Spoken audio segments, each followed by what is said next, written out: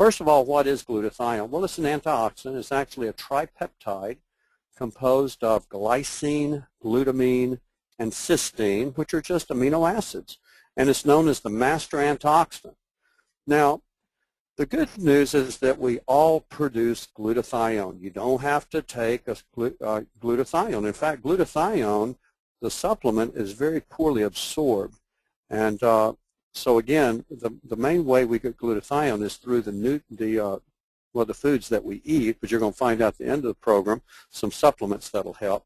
But the good news is we produce our own glutathione. The bad news is that there's many things that deplete our glutathione levels, like exposure to toxins and pollutants and even drugs and xenobiotics.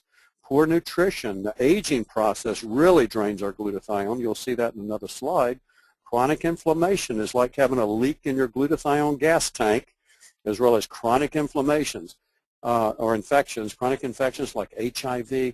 Most HIV patients and AIDS patients have very low glutathione levels, chronic hepatitis C, and I check the glutathione levels of these patients.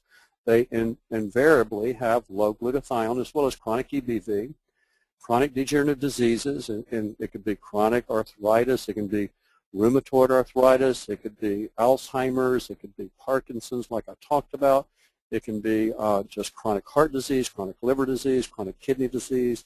They typically have low glutathione levels because it depletes the body of glutathione, just degeneration.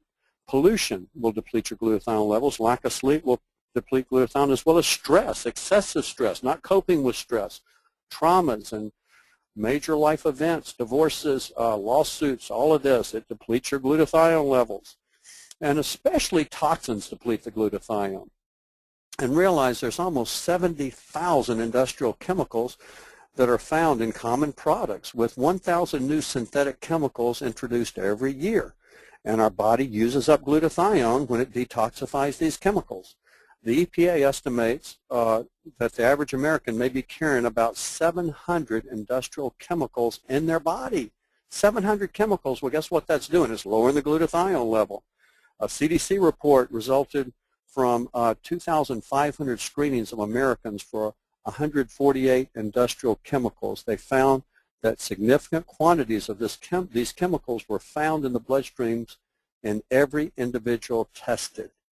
Realize there's over 900 drugs that's been linked to liver damage and low glutathione levels as a result, including statin drugs. There's so many Americans on statins for high cholesterol, but the doctors don't realize it depletes glutathione. That's why a common thing we see as physicians is elevated liver functions.